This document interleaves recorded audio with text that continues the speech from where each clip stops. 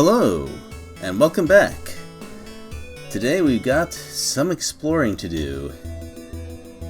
That's a really huge crater and wreckage area, and that doesn't surprise me at all. I think this is a good time to talk a little bit about, well, a lot, about Phantasy Star 3.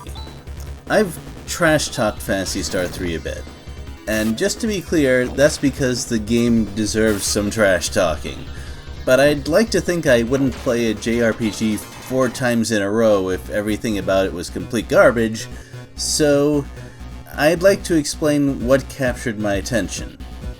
And that was the central premise of the story. Phantasy Star 3 looks like a fairly traditional game at the start. You're in a kingdom that's still recovering from a devastating war hundreds of years ago that destroyed most of civilization. There's lots of monsters, a princess gets abducted by a dragon, blah blah blah. Granted, the first character you recruit to your party is an android, but JRPGs can be quirky like that.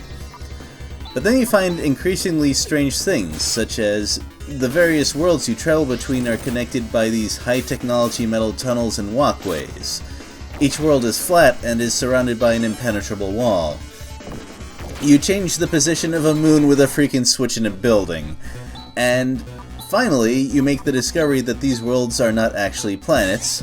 They're environment domes in a huge spaceship that has been traveling for who knows how long because space is unimaginably vast and empty.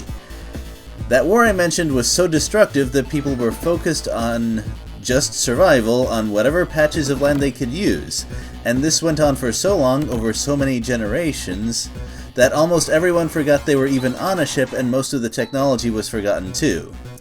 So it's up to you to find out where you came from, why this ship was launched in the first place, and of course why there have been so many recent problems with it. I love this story idea. I think it's amazing and worthy of a much better game. If you haven't played Phantasy Star 3, I think that last part also deserves some more explanation. Text limits. However bad the original game must have been, what we got, I believe, lost a huge amount in the translation. Many important subtleties were abandoned because there was not room to fit them in. And the battle engine, the thing that got Phantasy Star 2 and Phantasy Star 1 noticed, the incredible graphics for its time, the monster animations, were greatly reduced. Enemies now had one frame of animation and a lot of it was just silly and awkward. Also, the techniques, well, they were kind of broken, and not in a way that was good for the player. Healing techniques, you can't go without those. I don't think it's really possible to make healing skills bad in any JRPG, but the offensive ones were useless. I tried putting as much power into one particular offense technique as I could. It was still better to just attack things. And, well, it was just all... Oh yeah, a huge amount of the plot was learned if you stopped by this optional obscure town. It was very easy to finish the game not really knowing a whole lot of important things, and I don't like that in a JRPG.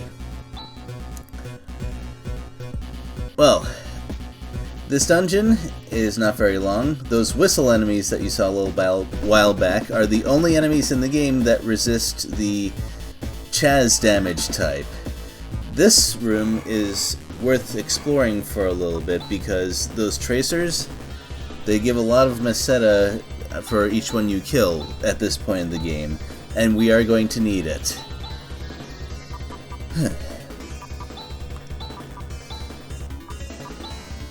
So, thank you for bearing with me on that.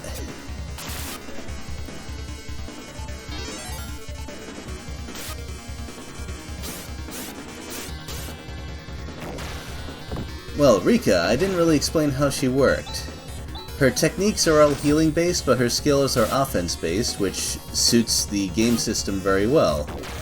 I like how you can use skills without worrying about depleting your resources for other stuff. I think it allows character designs that wouldn't be possible in previous games.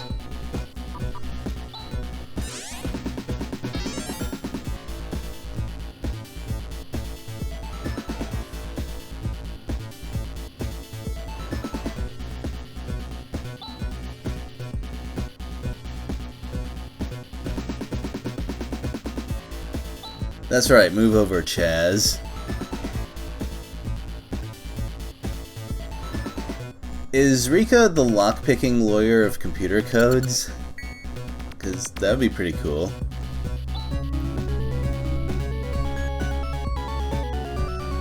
And there it is, the callback.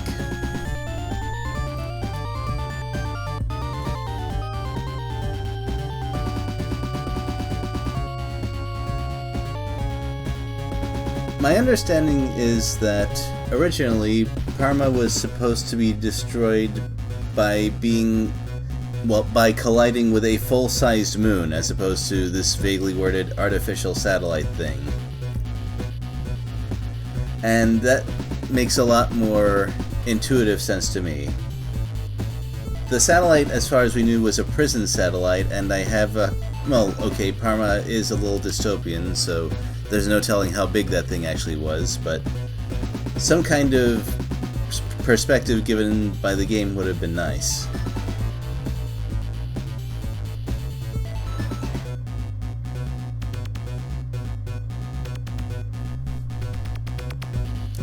It's tough for me to imagine how much material went into all of those ships, because they are huge.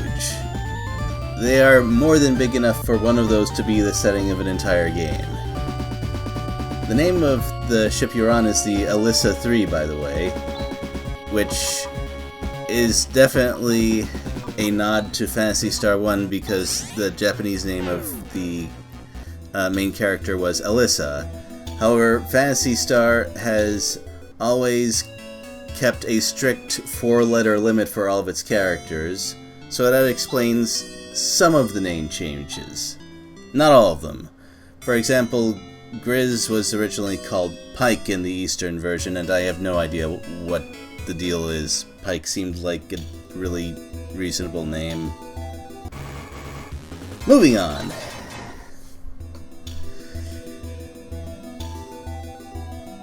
So we've got our dungeon for this session, but we can do a little bit more, I think.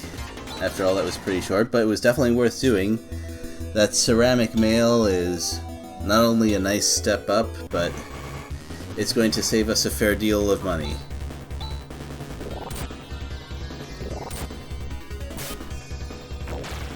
And we got worm pallet swaps.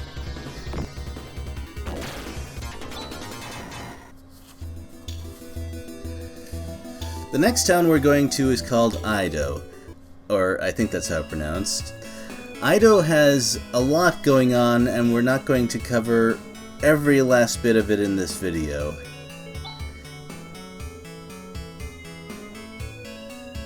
That's okay, that's one word. I'd use a different word to describe that person, but there's no time for that. It's worth noting that in Nalia, someone said that they saw an army passing by and they thought it might be from Ido. You've seen enough settlements to know that even if the towns we visit are a bit abstract and they have more of a population than the people we can talk to, most of civilization does not have the manpower to put together anything even close to an army. Ido might be the only place on Motavia that could pull that off. Also, the person that said go to the weapon store near the guild was not joking or trying to swindle us. There is a huge market in Ido that this person is talking about, I believe, and it seems to be very successful, have a lot of people shopping, and most of the stuff in there is junk or weaker than what we have.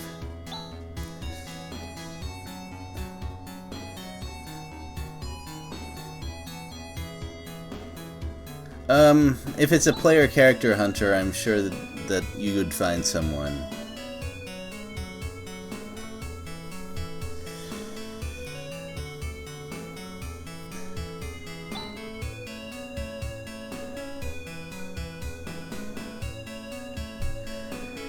Yep, Alice is a big name around here.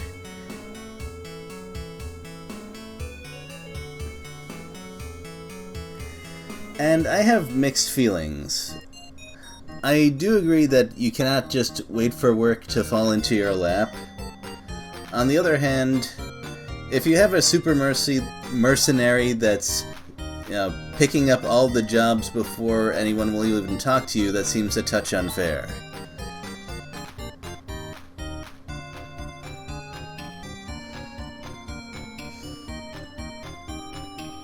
Well, maybe the career of a hunter was not the right one for that person. Who can say?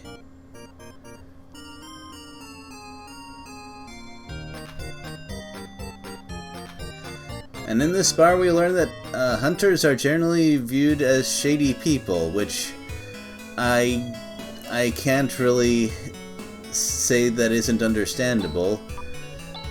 Even though their job is technically to hunt monsters, they still kill things for money. And it's tough to trust someone who carries extremely lethal weapons all over the place.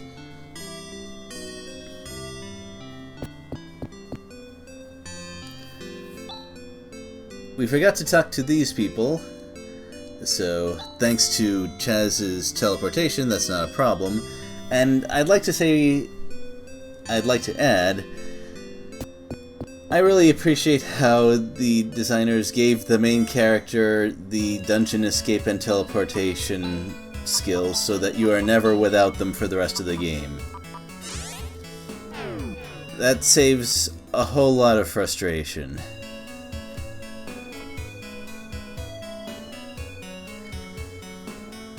There are a couple of things I wanted to absolutely make sure I didn't miss while I was here. That's one of them. Alice the Eight-Stroke Sword is a mistranslation, I'm fairly sure. Originally, the nickname they have for her is something along the lines of "Tear them to pieces, Lila," or "Rip their guts out, Lila," which explains why she says she doesn't like that name, and it's also pretty funny and very fitting. So that's a sad loss that they couldn't get the proper meaning of that phrase into this game.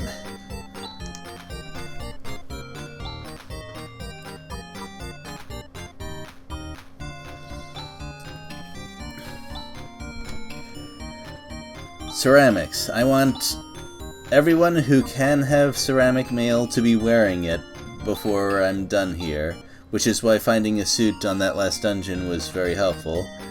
And I did all that money management stuff off screen. They also have some weapons. The Saber Claw and Struggle Axe are both worth buying, but I don't have the money, and not dying right away is the more important part of what I'm doing.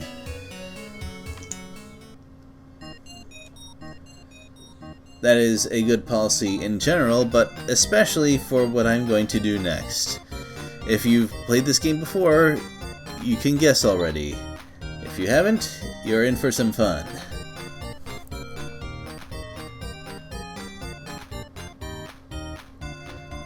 Yeah, it's true.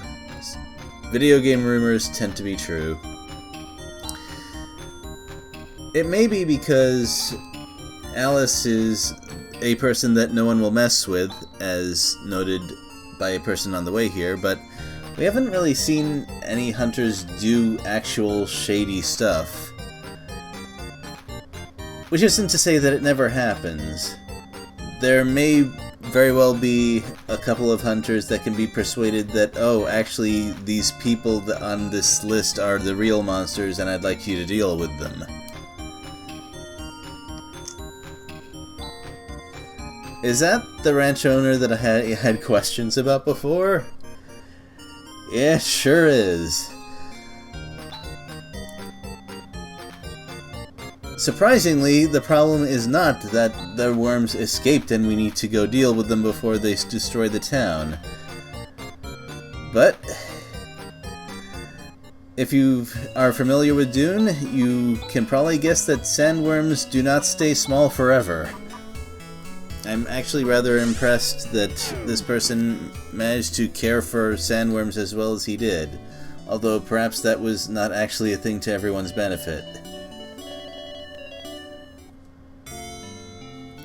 I definitely want to go into this with full everything.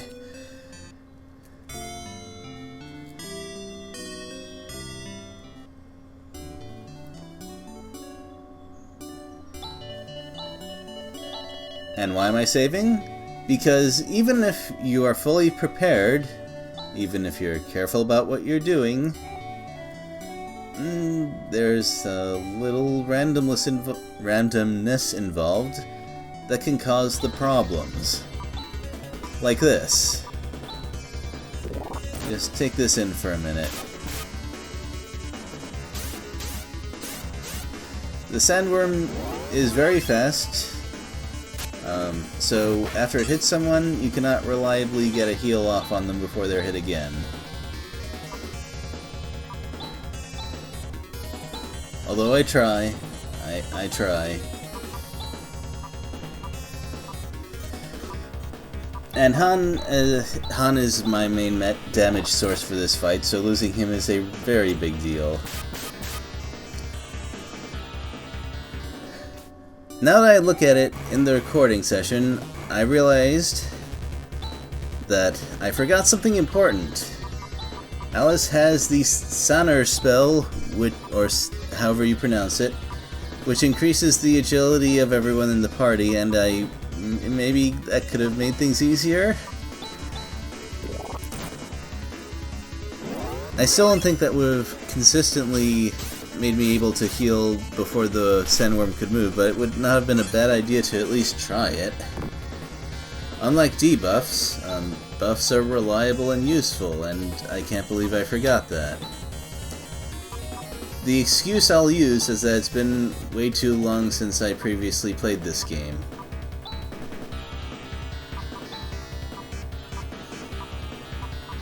Also, you've officially seen everything that the sandworm can do. This has just the single target thing, and that's all it does. But I think it would be a really good idea to keep everyone alive for this fight. There are runs that do not do this, but those are speed runs, and they are very specific about who they allow to get KO'd. Well, there's gonna be a few more rounds of this, but without the ceramic mail, Rika would have been KO'd right there. I'd also like to add that having Han get attacked 2 times in a row is staggeringly unlikely, because first of all, there's 5 people in the party just in general, and also, if the game is to be believed, putting someone in back makes them less likely to be hit. But game RNG. If you've played enough, you know that it is rarely your friend.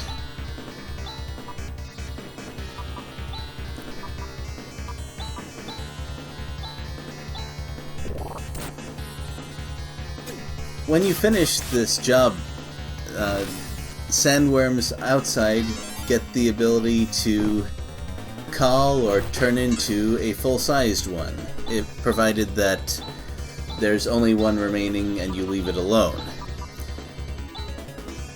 The sandworm that you fight out there is stronger than the scripted one you fight here, so I'm not going to tangle with that one for a pretty long time.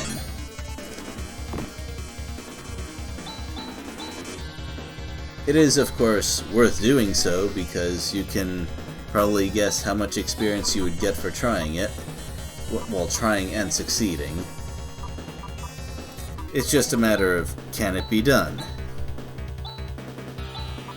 And I've made a big deal of how little grinding I intend to do, but I also want to show off that encounter once. That'll be my limit.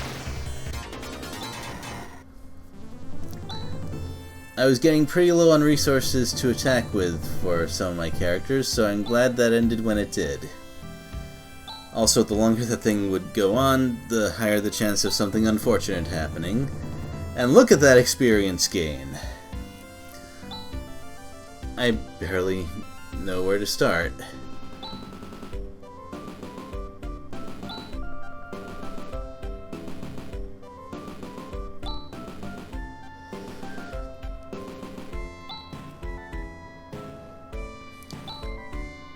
I think that fully caught Rika up to the rest of the party right there. Vol!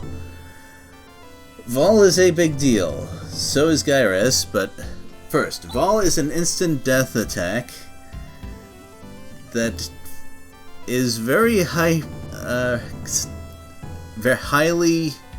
probable to actually kill the thing you're aiming at. There are plenty of enemies with high physical stats but low magic resistance, and Vol targets that, if I remember correctly. The problem with Crash is that it's defended by physical stats, and monsters tend to have a fair bit of that. Although, as Grizz gains in levels, and as we encounter more complicated encounters, we'll find better chances to use it. Gyres is an advanced healing spell, and at this point it can just heal anyone to full, which makes encounters a little bit less risky. I still want to use the Wood Cane for healing whenever I can get away with it, though.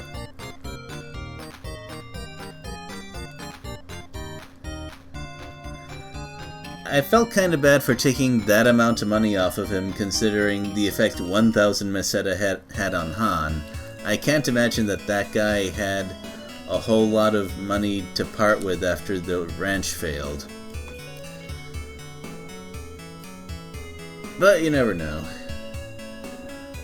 I have no idea what that guy had to work with. And we're almost done here. Which isn't to say we're done talking to everyone in Ido. That's a bit too much for this one video, but there's a couple of things I want to get out of the way.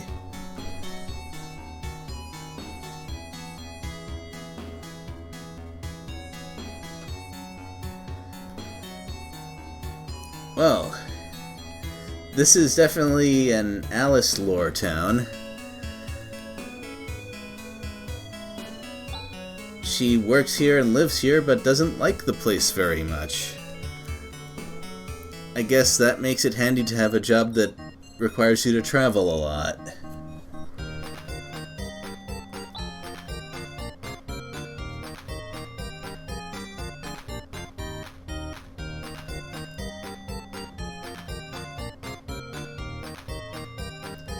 Oh, as omens go, that one is not so great. Video games have mixed success when it comes to that sort of thing. On one hand, there was that fortune teller who said, you are going to fail if you keep going on, you should just give up, and that turned out to be the least accurate thing.